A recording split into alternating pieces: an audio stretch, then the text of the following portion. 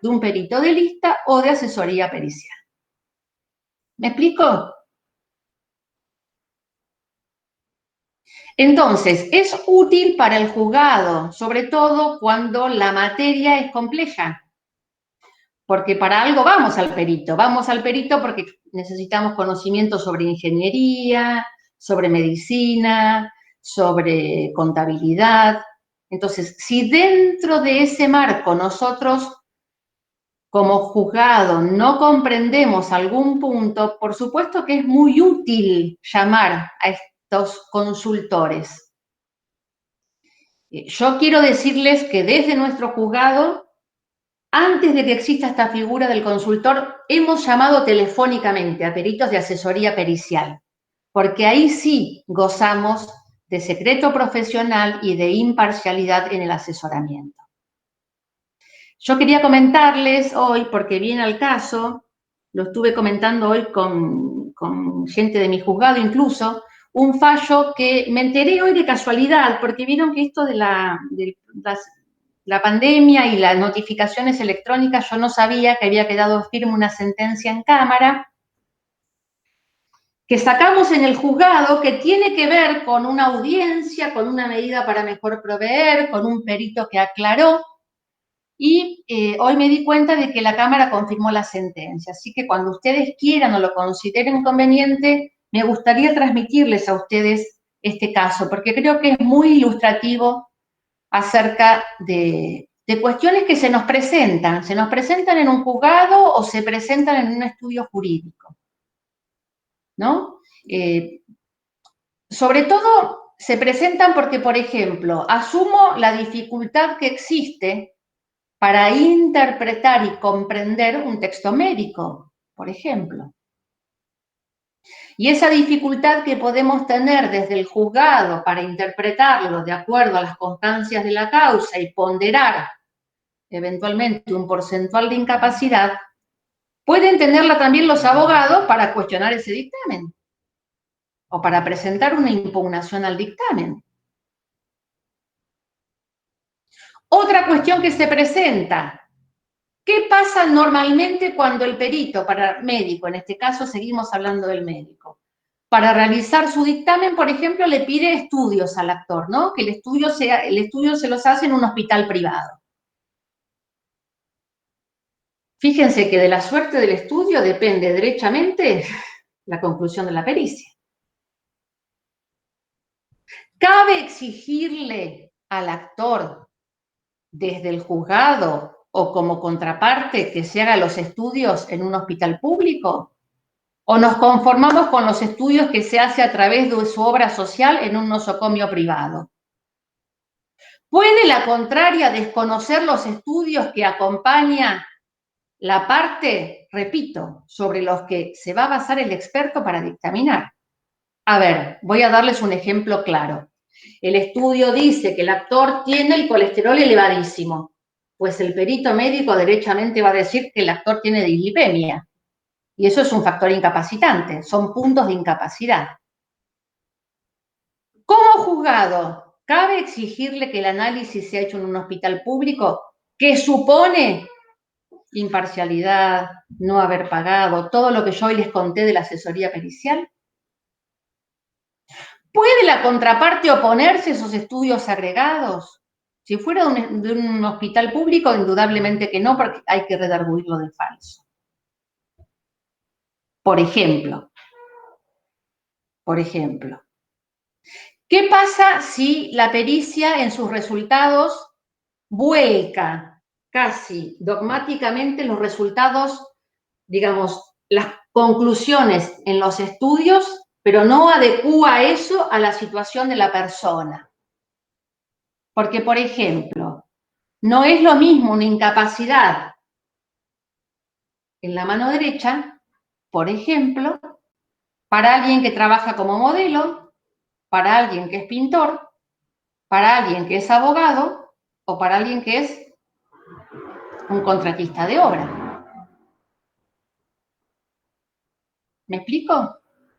Entonces, la misma dolencia será evaluada diferente, y eso tiene que tenerlo en cuenta el perito, Para lo cual, si no se lo pidieron las partes, ¿puede pedirlo el juzgado? Repito, no es lo mismo una quemadura en la cara para quien trabaja en publicidad que para quien trabaja, por ejemplo, puertas adentro. ¿Se le puede pedir al perito como juzgado o como parte, por ejemplo, que utilice tal baremo y no tal otro? ¿Qué son los baremos? Los baremos son tablas que unifican porcentuales de incapacidad. Puede sonar como un capricho, son más utilizados en el fuero laboral, pero sería algo así como decir, si la tercer falange del dedo meñique implica un 5% de incapacidad, la segunda falange del dedo meñique implica un 10%, así. Son tablas que unifican, cuantificando las dolencias que padece una persona en porcentuales de incapacidad. ¿Cuál baremo es el válido? ¿El que se prevé en la póliza de seguro? ¿Podemos pedirle al perito que se expida sobre otro que no está previsto? ¿Puede el juez ordenarlo de oficio?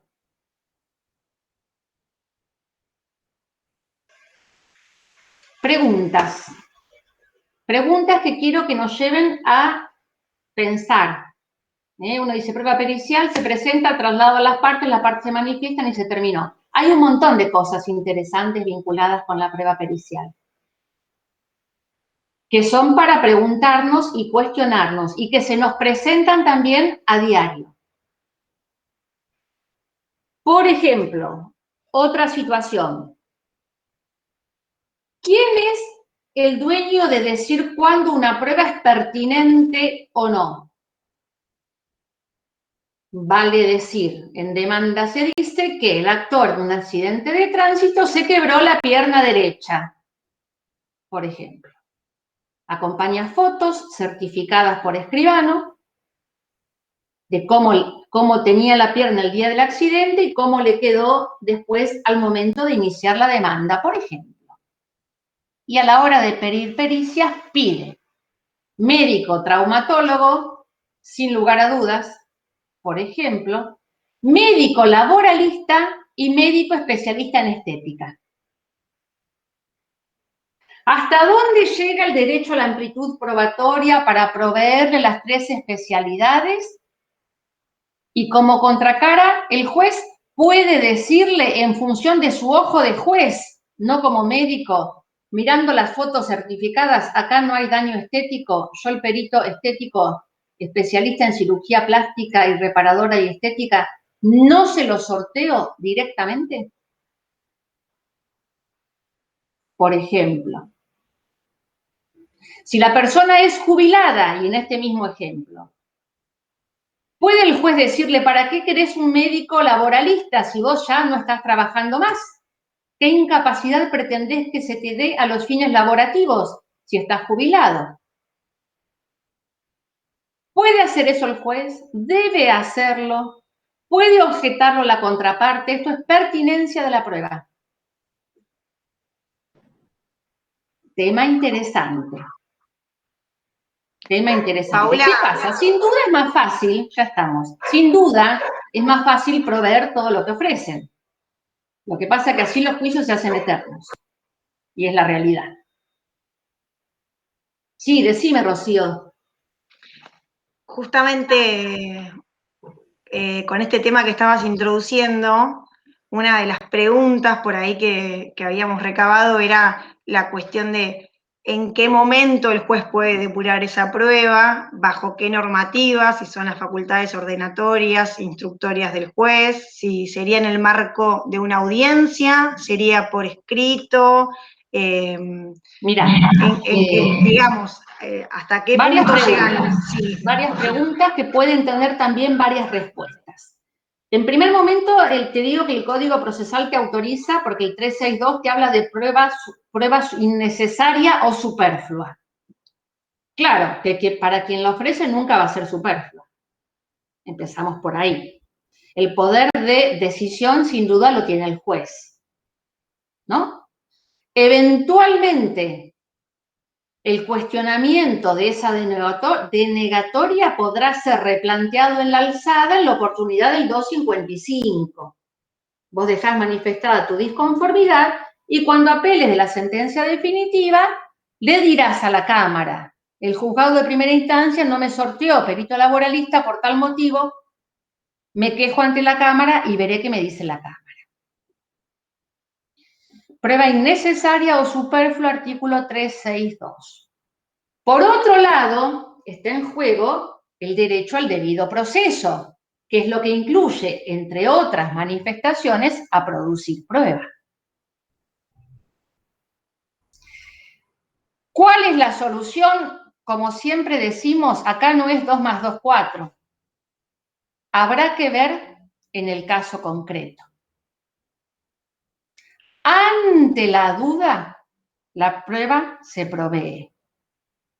O eventualmente, y lo hemos hecho en algún supuesto, el juzgado se reserva la posibilidad de proveerla una vez producida toda la prueba restante. Eso es una herramienta que nos ha servido. Ante la duda se provee, en primer lugar. En segundo lugar, la podemos posponer, no nos pronunciamos todavía. Decimos que se produzca toda la prueba y después vemos qué hacemos con esta especialidad, en este ejemplo hipotético, ¿no?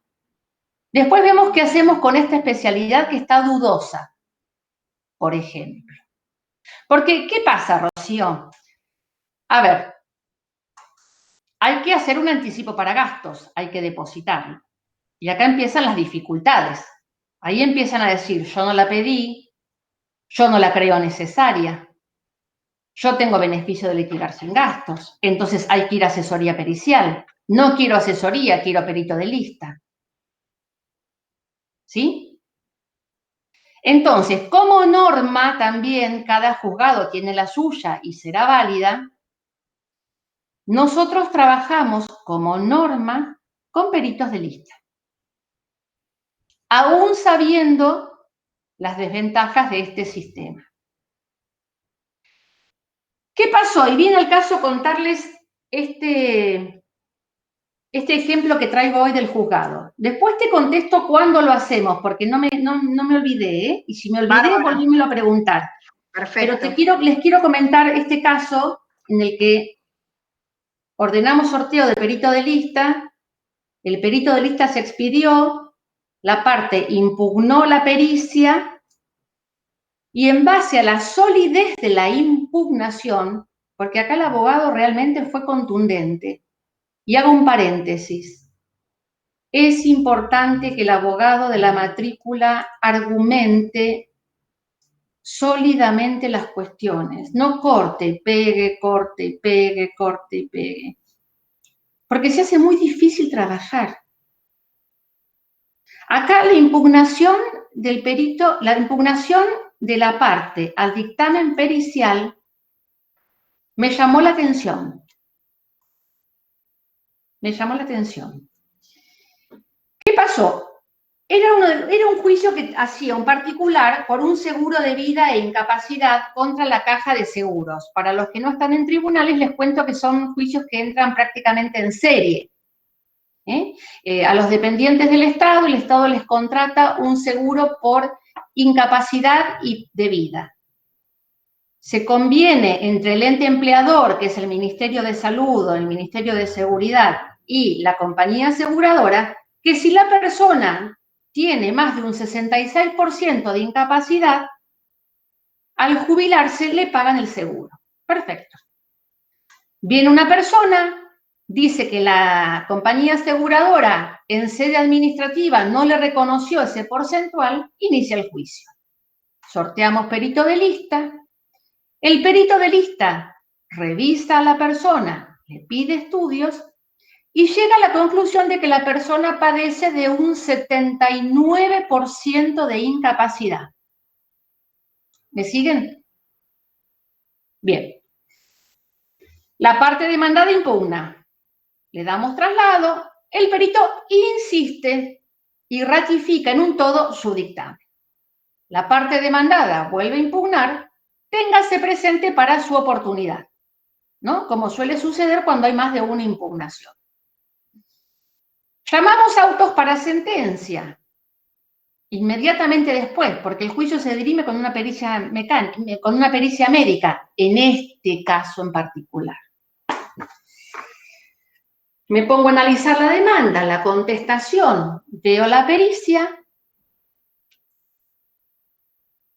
Había algo que no me terminaba de cerrar en la pericia y había mucho de argumentación confiable en la impugnación. ¿Qué hacemos desde el juzgado? Suspendemos el llamamiento de autos y pedimos que el expediente, junto con el actor en persona, vaya a la asesoría pericial.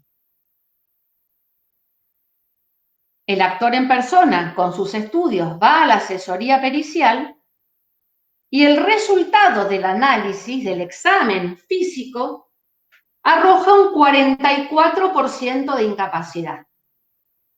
Recuerden, el perito de lista le daba 79, el perito de asesoría le da 44. Y esta divergencia en el caso era determinante. Porque más de 66 procede la demanda, más de 66 puntos de incapacidad procede la demanda, menos de 66 puntos de incapacidad, la demanda se rechaza. ¿Me explico? En este caso, porque es un seguro por discapacidad, ¿eh? Bien, ¿qué pasó? Leo una pericia, leo la otra, leo una pericia, leo la otra, no me conforman. Llamo a audiencia a los dos peritos. ¿Sí? Notificamos a la parte por obvias razones procesales, pero quise que vengan al despacho un perito y el otro. No había código que me obligara, no había pena de nulidad de ningún tipo, yo los quería escuchar. Vinieron los abogados con los dos peritos. Estuvo, por así decirlo, divertido. No, lo digo jocosamente, no es divertido, es trabajo. Pero claro, cada uno defendía su postura. ¿Qué pasaba en este caso en particular? En este caso en particular, la póliza decía que ese porcentaje del 66% se iba a regir conforme determinado baremo. Y el perito de lista había hecho su dictamen conforme otro baremo, diciendo que para él era válido. Volví a decirle al perito de lista que haga su dictamen con el baremo que decía la póliza. Le seguía dando un 79% de incapacidad. Entonces me puse a mirar las pericias y a mirar los baremos.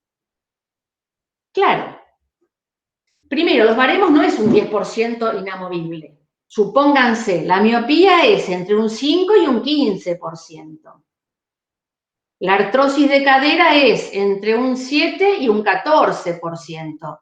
Estoy suponiendo, ¿eh? Y el perito de lista, en este caso, combinaba baremos. Por ejemplo, para el baremo conforme póliza, la miopía no era una incapacidad. Y para el baremo que utilizaba el perito de lista, sí lo era. La dislipemia, que es sangre, grasa en sangre, conforme un baremo es discapacidad, conforme otro baremo no lo es. Entonces, claramente llegábamos a 44 en un caso y a 79 en el otro. Puesto a sentenciar, el juzgado no fue fácil. No fue fácil.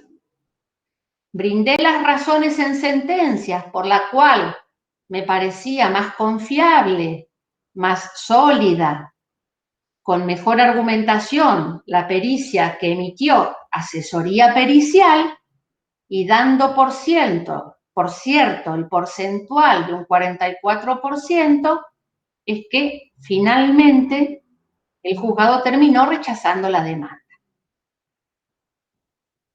¿Me van siguiendo? Sí. Sí, Bien. Paula, perfecto. El Por ahí expediente la fue a causa, cámara. después, para si lo quieren Sí, buscar. sí, cómo no. El expediente fue a cámara. Sí. Y cámara básicamente confirmó en un todo la sentencia de primera instancia. La causa es, en la cámara, es cámara segunda, sala primera, causa 127.649. La buscan en la MEB y ahí está la sentencia de primera instancia. Se caratula el juicio José, de apellido de José Oscar Calixto con Caja de Seguros S.A. La Cámara además hace un párrafo dedicado a la imparcialidad que le merece la asesoría pericial por contraposición al sistema de perito de lista.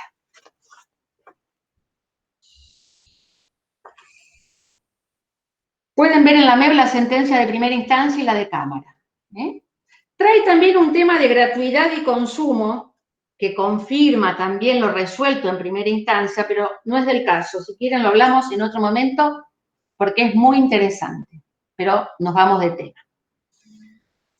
Oportunidad, me decías, cuando el juez se pronuncia sobre la admisibilidad y la pertinencia de la prueba, lo dice el código, al abrir la prueba. Sencillo. Al abrir a prueba, el juzgado dice, esta prueba es inadmisible, esta prueba es impertinente. ¿Se viola el derecho de defensa? Claro que no. Lo podés apelar después cuando el expediente vaya a la Cámara. Esa es la oportunidad, la apertura a prueba. Pero una apertura a prueba dinámica, efectiva, con depuración, con reconocimiento de hechos incontrovertidos, que se hace a través de un escrito. Es una providencia la apertura a prueba que depura y que deja fijos los hechos incontrovertidos. Esa sería la oportunidad. Se hacía cuando tuvimos la experiencia piloto en la llamada audiencia preliminar. Hoy en nuestro juzgado lo hacemos en la apertura a prueba y es bastante más rápido que a través de una audiencia preliminar. Estamos teniendo mejor resultado en tiempo. Siempre trabajando con peritos de lista, ¿eh? Bien. ¿Qué más me preguntaste, Rocío? Si me quedó algo. No, está contestada la pregunta, Paula, gracias. Les comento a los que están participando que si quieren hacer alguna pregunta la pueden hacer en el chat o simplemente levantar la mano y el micrófono. Respecto a los peritos de la asesoría, o sea, convergen, digamos, dos situaciones un tanto complicadas, por así decirlo, con los peritos de lista, los peritos de la asesoría pericial. ¿Cuánto están demorando una pericia de la asesoría pericial? Digamos, si está dentro de tu conocimiento, Paula, y cómo Hoy, impacta en el, digamos, en el plazo del proceso, ¿no? Sí. Porque uno puede estar El activo. plazo razonable, olvídalo. Si querés trabajar con asesoría pericial en un sentido estricto, no con el cuerpo consultor, no con este cuerpo creado al efecto. Si querés trabajar con asesoría pericial, el plazo razonable se te fue. No manejo tiempo porque no trabajamos en este momento con asesoría pericial. Claro, claro. No, esa pregunta no te la puedo contestar. Bien, bien. Sí, termina siendo como la etapa probatoria consumiendo. Lo que digamos, sí tenemos a disposición es el cuerpo consultor, por ponerle un nombre. Pero con las salvedades que les hice al principio de la charla en cuanto a la eficacia, en cuanto a la validez, la controversia de las partes. Exacto. ¿Sí? Respecto al cuerpo de consultores, la doctora López Sáez hoy me había manifestado una pregunta que es interesante, no sé, Cele, si la querés hacer.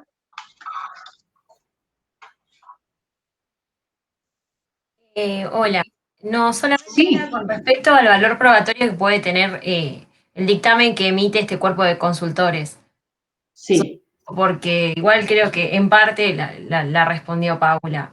No es un dictamen, ¿eh?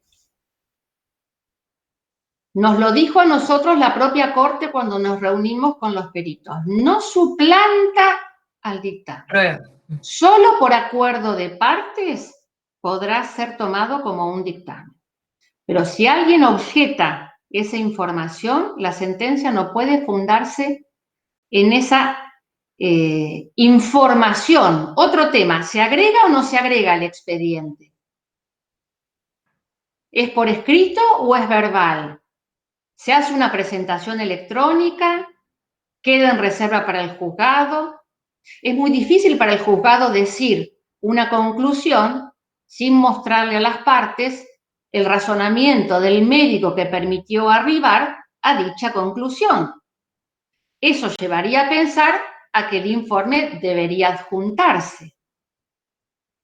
No está previsto. Gracias, Paula. Acá Juan Cruz nos consulta en el chat que si usted está de acuerdo en complementar de oficio pericias con herramientas tecnológicas, como por ejemplo el Google Maps en el tema de los accidentes. En tanto sea de acceso público, mira, desde dos costados te puedo contestar. En cuanto sea de acceso público la información, en principio puede incorporarse. Eso es el principio general. Ahora, el juez cuando ejerce facultades instructorias tiene que ser cuidadoso, porque el límite es el principio dispositivo. Entonces, hay que ver si con esa incorporación se complementa una información que ya existe, en cuyo caso se aporta claridad y no se definiría la suerte del pleito, es válido desde mi punto de vista. A contrario sensu, si con la información obtenida de Internet defino la suerte del juicio y genero una prueba que no había sido siquiera ofrecida por las partes, en principio te diría que no estoy de acuerdo. Es muy difícil teorizar en abstracto, ¿eh? Yo te digo en principio, pero habrá que ver qué caso concreto. ¿Qué es lo que hay que ponderar? Debido proceso en juicio, derecho de defensa de la parte y derecho a producir prueba y la justicia del caso concreto. Yo, ante la duda y por seguridad y jugar limpio hablo en el sentido del fair play que se le dice, ¿no? De no venir, como dice nuestra Corte, con sorpresas procesales. Ante la duda prefiero atenerme a lo que dice la norma. Porque si bien hay modernizaciones y el juez se compromete, nunca debe dejar de ser imparcial. Y eso es ley. Eso es ley, eso es constitución. Eso es artículo 18 de la Constitución Nacional. La imparcialidad del juez. Entonces, la averiguación de la verdad tiene un límite, que es ese, la imparcialidad del juez.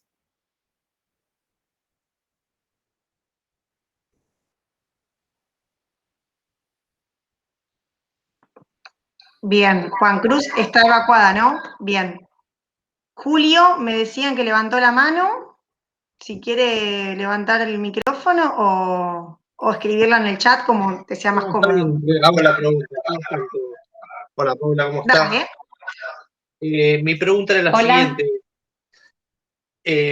Esto es en un proceso de determinación de la capacidad. Me quedé un poco con lo que habías dicho al principio, muchas veces de cómo el juez se tiene que, tiene que expedirse en materias específicas. Esto es un caso hipotético. ¿Qué pasaría cuando se está discutiendo el grado o la capacidad resguardada de una persona o no? Julio, perdón, estás hablando de un proceso de determinación de capacidad. Salimos del terreno civil y comercial. En un juzgado civil. Bueno, Pero salimos del esquema en el que veníamos hablando de la disponibilidad de derechos. Totalmente afuera. Bien, No sé si entonces me las fui muy reglas son afuera. otras. No hay principio dispositivo, Bien, porque la materia no lo autoriza. bien, está bien. Bien, entonces, más allá de que los jueces civiles y comerciales no tenemos una formación consustanciada con el tema, lo cierto es que tenemos ese tipo de expedientes. Así es. Bien, ¿qué se puede hacer si no nos satisface la información del perito psiquiatra? Pedir ayuda al cuerpo técnico del juzgado de familia. Bien. Porque veo que el juzgado civil justamente pone mucho, se da mucho en los juzgados civiles de poner mucha atención en lo que es las pericias médicas, en las determinaciones. Es como que no es tan fluido como en familia. Eh, es medio estadístico, pero se puede ver. Mirá, yo no conozco familia, lo que te digo es que determinar la capacidad de una persona es un asunto sumamente delicado y comprometido. Entonces, bienvenido sea que se le preste atención al tema, ¿no? Perfecto. Bárbaro, mil gracias. No por nada. Claro, hay cuestiones de orden público, digamos. Respecto digamos, la demora por ahí con la asesoría pericial y por ahí que faltan especialidades también,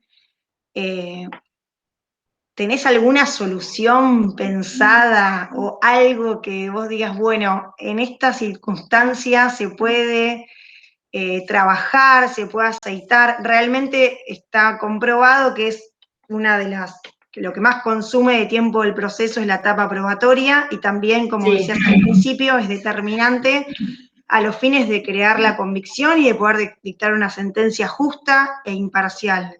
Sí, mira, con acuerdo de partes se podría recurrir, por ejemplo, a la Facultad de Medicina. Bien, Es una solución alternativa. bien, Lo que pasa es que la Facultad de Medicina ha contestado que no es algo que haga su incumbencia. claro, No debe estar mucho mejor que asesoría pericial en otro ámbito, pero es una institución pública. exacto, ¿Sí? exacto. Sí, Entonces, otra solución, empezar por lo presupuestario. exacto, porque sí, sí. ¿No? En este momento, ¿cómo resguardamos la imparcialidad, el debido proceso, el conocimiento de la materia? Repito, en el caso del médico, porque es creo que lo más común, no es un médico que atiende a un paciente en consultorio, es un médico que hace una pericia, son tareas diferentes. No es lo mismo. No, Entonces no podría conlleva ser otro trabajo, suplido por digamos. cualquier médico. Por ejemplo, en la hipótesis muy eventual de que vengan actor y demandado y digan, queremos ir ambos con el doctor José Gómez, que es especialista en ortopedia, que atiende en calle 13 entre 47 y 48. Y habrá que ver, porque uno dice, hay acuerdo de partes, perfecto. José Gómez, ¿sabe hacer pericias? ¿Sabe informar sobre la incapacidad que reporta una dolencia? ¿Sabe asociar la consecuencia eventualmente como producto de movimientos repetitivos, de un golpe hecho por un automotor, una moto, etcétera? Un montón de otros elementos. ¿Sí? Sí. No es lo mismo una consulta privada que el tecnicismo también que requiere estar dentro de un proceso y que requiere saber las consecuencias, digamos, y elaborar un dictamen también. Yo las veces que he hablado con peritos de asesoría pericial me han esclarecido muchísimo. Se les nota el oficio, la habitualidad con la que practican la tarea. Se nota. Y respecto a los peritos de lista y esta posible, por no decir, digamos, otra palabra, imparcialidad que se puede dar, todo un supuesto, ¿no? Respecto a sus Sí. honorarios y eso va a depender de la suerte del pleito, ¿no? Entonces, respecto a eso, qué solución, digamos? Solamente lo presupuestario, digamos, para asegurarnos que la labor sea poco tendenciosa, digamos. Mira, es muy difícil que yo pueda darte una pregunta que satisfaga tu interés. Es como si yo te preguntara cómo podríamos solucionar el tema de los jueces que se corrompen, por ejemplo. O cómo podríamos solucionar el tema de un alumno que en la facultad se copia en una evaluación, por ejemplo. Bueno. O cómo podríamos solucionar el tema del abogado que a conciencia y a sabiendas inventa rubros indemnizatorios. Yo no tengo una respuesta para darte. Es complicado. Es interesante, podemos charlar de la honestidad, de la probidad en el trabajo, del servicio de justicia, del interés de la persona que va a ver un abogado, es muy interesante. Pero son todas charlas que te diría hasta de café, porque a una conclusión que solucione el problema seguramente no vamos a llegar. Sí, al menos también visibilizarlo, por lo menos por la importancia que tiene, digamos, esta etapa del proceso y la prueba pericial. Que quede sobre todo una en pregunta. determinados juicios, sobre todo en determinados juicios. Repito, como dije al principio, no podemos hablar de un dogmatismo pericial. No es que el perito tiene la verdad revelada. Pero para apartarse de una pericia hay que tener conocimientos específicos y estar convencido. Otro tema, por ejemplo, si las partes no impugnan el dictamen y queda consentido, ¿podría el juez apartarse del mismo? Eso es interesante para que lo piensen.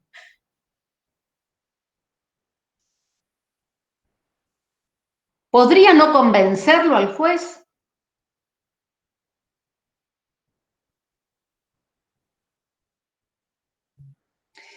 Recordamos, simplemente porque ustedes ya lo saben, el 474 del CPC habla de valorar la experticia conforme a las reglas de la sana crítica, que son la lógica más la experiencia, pero jamás la medicina, si no somos médicos.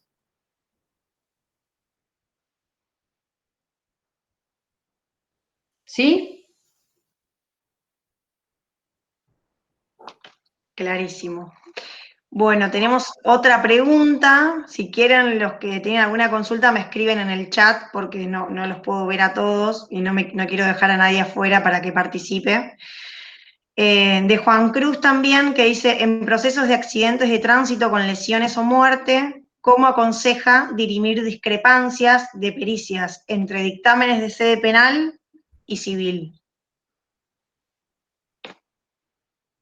El dictamen en sede penal lo hizo asesoría, sin duda, salvo que se haya presentado un particular damnificado y haya traído su propio dictamen. Pero la regla es que lo hace asesoría. Y en civil, en principio, lo hace alguien de lista. Los cito a ambos a una audiencia que me aclaren. Lo he hecho, en este caso que les comenté y en otros también. Cito a ambos peritos que me expliquen la misma cosa, que me lo explique uno y que me lo explique el otro. El otro punto, que me lo explique uno y que me lo explique el otro.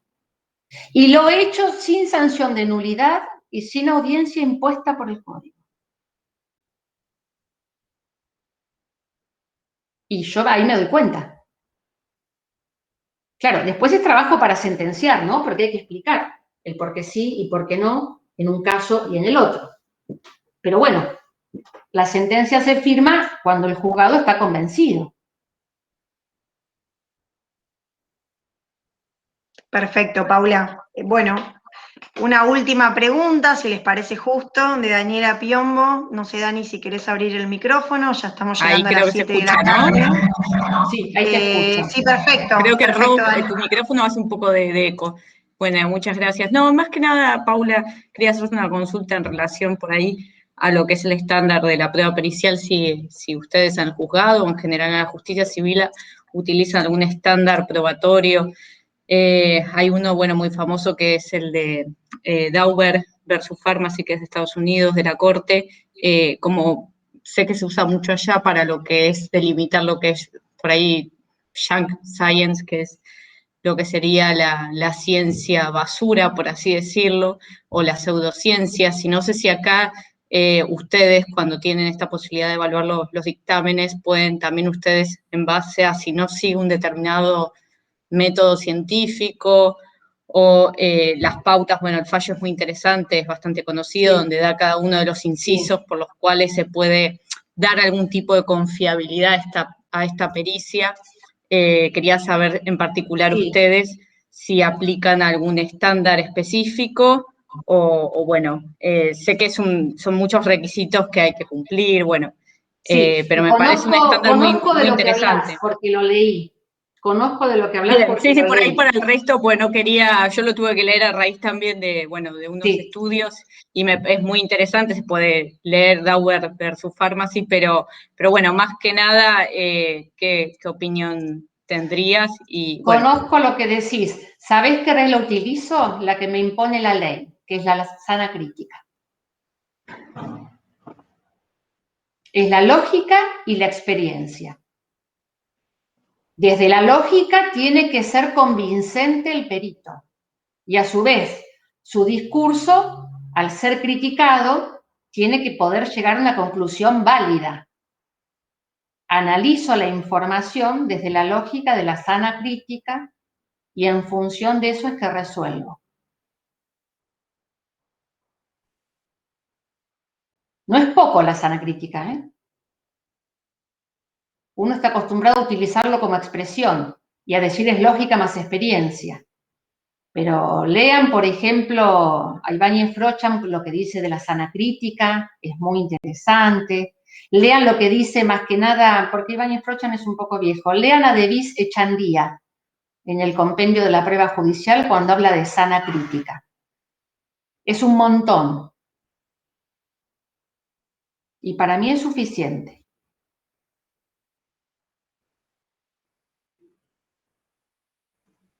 y respecto a este último que comentabas digamos, en caso, bueno, sea un estándar o la sana crítica, si no llega a satisfacer algún punto en tu caso, ¿lo podrías llegar a ampliar, a pedir ampliación o rechazar, volver a reiterarlo? Lo hago habitualmente. Intímase al perito que en el plazo de 5 días se apersone en el juzgado a primera audiencia y responda a la pregunta tal, en virtud de que la respuesta dada, que consiste en esto, esto, esto y el otro, no resulta, a mi criterio, clara. Bien, la primera audiencia se expide, dejamos constancia, queda por escrito y a mí se me aclaró la cuestión. Para un lado o para el otro, pero se me aclaró.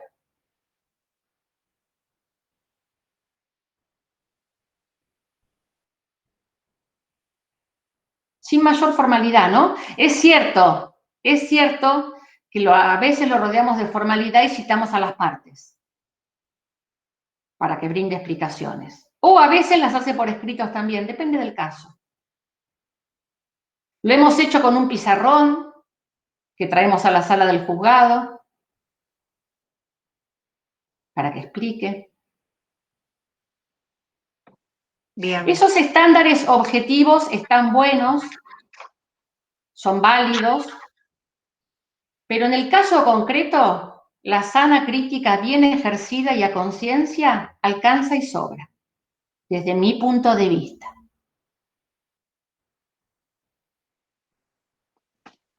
Todos a estudiar todo lo que comprende la sana crítica. Davis Echandía, acuérdense. A partir de las 7:15 de la tarde. Paula, váyanse a tomar una cerveza que es mucho más divertido. Paula, una última, si nos permitís. Dale, una última y te liberamos. Dale. De Gustavo Rapalini, que dice, todo el pantallazo que estás dando campea la diferencia entre título habilitante y la idoneidad.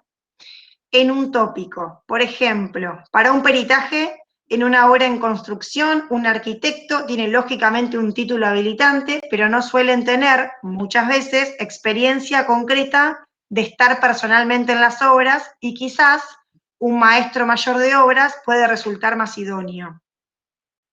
Y esto sin entrar en supuestos en los cuales un idóneo puede no tener un título habilitante, ni tampoco debatir entre las posibles conclusiones entre las ciencias duras y las ciencias blandas. Es más una reflexión, me parece, no una pregunta. Sí, Sí, porque entiendo que es un punto de vista y válido. No sé qué se me pregunta, ¿no? es un punto de vista, pensé que Es era un una punto de pregunta. vista válido, Gustavo está tímido y no levantó el micrófono, pero lo podría haber hecho, hubiera No, sonado no mejor de sus palabras. No quise interrumpir, por eso le había mandado el mensaje, hola Paula y hola obviamente a... ¿Qué tal? No, lo que me pasaba es que todo el tiempo vos entrabas y salías desde el que podría ser el habilitado para expedirse, pero el que realmente o el que conoce para responder. Se me planteó esto que me ha pasado varias veces, de quién es el idóneo, no necesariamente título habilitante. Si era algo que en el juzgado lo analizaban o directamente, creo que en algún punto lo dijiste al pasar, proveían conforme las partes lo solicitaran, pero si en algún punto esto lo analizaban sin perjuicio de la especialidad que se pueda llegar a ofrecer, si vos pensando en que sos la que tenés que decidir, estás viendo que eso no te va a solucionar el problema y el idóneo Y eso puede lo llegar veo a ser... cuando contestan los puntos. Eso no lo veo al momento de sortear al experto. Eso lo veo cuando contestan los puntos. Y eventualmente, si después de haberlo interrogado por escrito o haberlo llamado a una audiencia, no me satisface la respuesta que me da el experto, bueno, se conducirá o al rechazo o la admisión de la demanda. Pero yo no puedo llamar a un maestro mayor de obras porque no está en el listado. Está bien o no, por eso está bien, pero vos como varias veces hiciste referencia a quién es el más idóneo, si bien vos lo traspolaste a la asesoría, que coincido Sí. en casi todo lo que dijiste, pero digo, la asesoría hoy, como vos marcaste, estaba abarrotada. Ahora, Sí. cuando vas a lo concreto, igual la respondiste a la pregunta, está perfecto. Gracias, Gustavo, por la pregunta y por la participación. Paula, tenés en el chat un montón de gracias, de excelentes, de impecable, pedagógico, hermosa exposición. Gracias a ustedes. Mucha gente muy contenta. Ustedes. Siempre tan clara, precisa, y es muy importante para todos nosotros y nosotras la participación activa de ustedes, y tenerte en este tipo de charlas es una ida y vuelta que nos enriquece muchísimo, así que te lo agradecemos desde toda la CJP. Bueno, yo a ustedes, me gusta compartir con ustedes, así que les agradezco que me hayan convocado. Bueno, les cedo la palabra a Guille o a Cele, que son los organizadores del evento. Bien. Bueno, muchas gracias, Rochi, muchas gracias, Paula. Bueno, la verdad que un placer escucharte, Paula, siempre con una claridad impresionante. El tema ciertamente da para debatir muchísimo, hay muchos puntos que serían para hacer una segunda parte solo para debatir algunos puntos. Nos vamos con cosas para estudiar, ciertamente. Me alegra que también recomiendes a David Echandía, que con Rocío siempre en las clases de grado estamos machacando a los alumnos para que vayan a ese libro. Sobre pruebas lo más completo que conozco yo. Está el tratado.